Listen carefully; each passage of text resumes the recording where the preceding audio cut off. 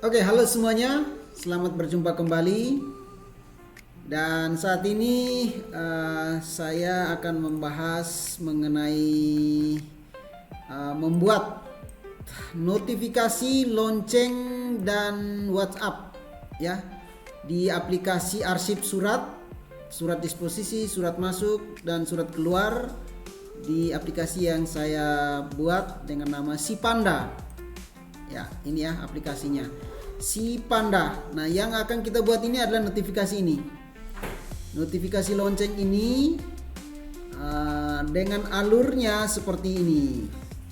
Ketika admin ya mengupload surat masuk ke TU ya, ke TU, di sana kepala tata usaha akan menerima surat itu yang diupload oleh admin. Kemudian di KTU akan melakukan proses verifikasi surat. Apabila suratnya sudah sesuai, langsung diajukan ke direktur atau kepala untuk diproses suratnya. Tapi kalau tidak sesuai, maka akan dikembalikan ke admin. Nah, yang akan kita buat ini adalah notifikasi ini. Notifikasi ke admin berupa lonceng dengan WA. Nanti di lonceng itu ketika suratnya dikembalikan ke admin akan berbunyi, notifikasi loncengnya akan berbunyi dan juga akan langsung mengirim pesan ke WhatsApp di bagian admin ya, di bagian admin. Oke, kita akan terapkan ya, kita akan terapkan. Source code-nya sudah saya buatkan. Ya, source code-nya sudah saya buatkan di bagian TU ya, KTU, di bagian KTU. Ini bagian kepala, bagian TU ini ya. Ini saya buatkan untuk notifikasi. Ya, membuat notifikasinya seperti ini. Saya buat ya sampai di sini. Nanti hasilnya seperti ini. Nah, dan juga nanti di WA admin, nanti juga di WA direktur dan juga kepala-kepala bagian juga akan terbaca notifikasi lewat WhatsApp dan juga berbunyi lonceng ini. Nah, kita akan uji coba ya. Oke, kita mulai dari admin ya. Nah, ini berfungsi sebagai admin. Dia akan mengirimkan satu surat ya, mengupload satu surat yang nantinya akan diverifikasi oleh KTU. Nah, saya siapkan satu browser ini untuk KTU ya, untuk KTU. Dan kita akan uji coba lonceng dengan WhatsApp-nya. Oke, kita upload salah satu surat. Nah, di sini untuk tambah surat masuk ini kita bisa tambahkan. Anggap saja ini kita kasih kodenya 111 atau 23 aja ya, 2333 tes lonceng. Anggap saja gitu ya, lonceng dan WA. Lonceng WA gitu saja ya, dengan nomor sekian-sekian, bulan sekian, tahun sekian ya. Oke. Kemudian tanggal hari ini tanggal surat, maksudnya ini tanggal surat, kemudian tanggal diterima. Tanggal surat itu diterima. Oke, anggap saja hari ini semua karena ini kita uji coba saja. Kemudian instansinya saya ambil saja RSUD Atambua. Kemudian nomor agendanya silakan diisi sesuai dengan agenda. Di sini saya kasih 1717, anggap saja seperti itu ya. Nah, kode klasifikasinya bisa penting segera disesuaikan. Di sini saya kasih penting aja. Kemudian perihal suratnya anggap saja nanti saya akan coba upload surat sehat ya, tapi ini tes saja.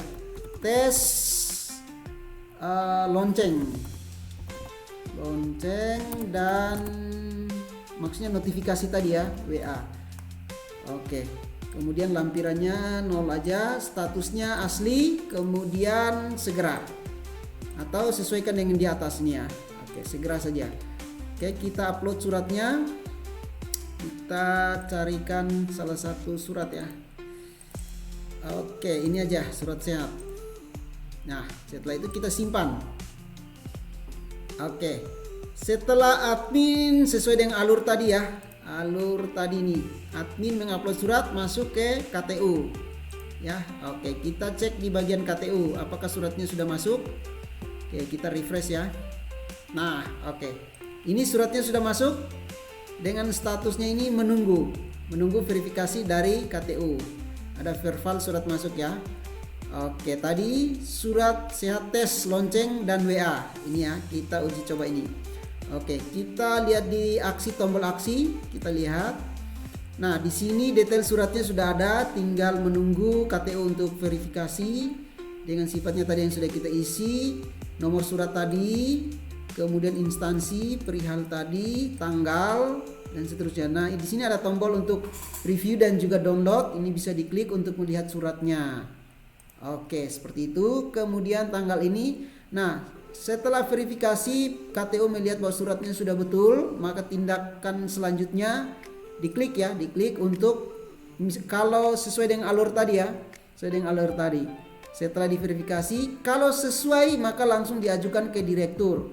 Kalau tidak sesuai dikembalikan ke admin. Nah, kita akan uji cobakan, katakanlah bahwa surat itu tidak sesuai dan kembali ke admin. Ya, oke. Ini kita kembalikan ke admin ya, kembali untuk koreksi. Kita tuliskan di sini koreksi kembali dan upload ulang tes lonceng ya, tes lonceng dan WA gitu ya, sebagai penanda saja.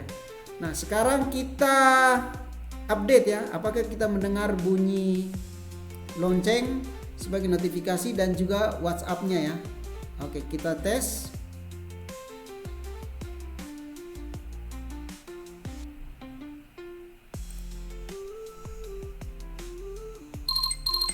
Oke, bunyi. Ya, notifikasi loncengnya berbunyi, suaranya berbunyi.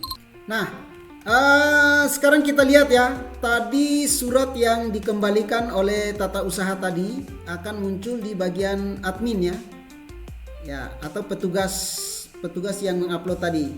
Di sini dikembalikan. Nah, saat dikembalikan ini akan ada tanda warna ini ya, warna merah. Tadi warnanya kuning ya kalau menunggu, dan muncul tombol-tombol ini. Nah, di sini tombol untuk melihat, untuk mengedit, mengupload ulang atau juga menghapus. Nah, anggap saja kita akan mengedit ya, kita akan mengedit. Dan notifikasi tadi juga muncul ya, suaranya muncul, notifikasi yang ini juga muncul, yang tesnya 2333 tadi ya, yang dikembalikan. Nah, seperti itu. Kemudian kita mau edit dan kembalikan ke tata usaha. Oke, anggap saja ini sudah betul, kita sudah edit kembali dan ini kita ganti menjadi 1818. Anggap saja seperti itu ya. Oke, anggap saja yang lain-lain sudah betul. Kita simpan. Oke, dan kita kembali ke tata usaha. Di bagian tata usaha, KTU-nya akan menerima kembali surat tadi. Nah, ini sudah masuk. Dia berwarna kuningnya. Oke, sudah masuk. Dan di sini bisa dilanjutkan ke direktur.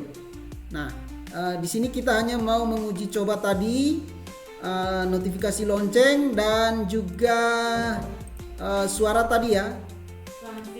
Untuk suara tadi kita notifikasinya lancar, kemudian suaranya keluar, dan untuk selanjutnya kita akan cek di WhatsApp.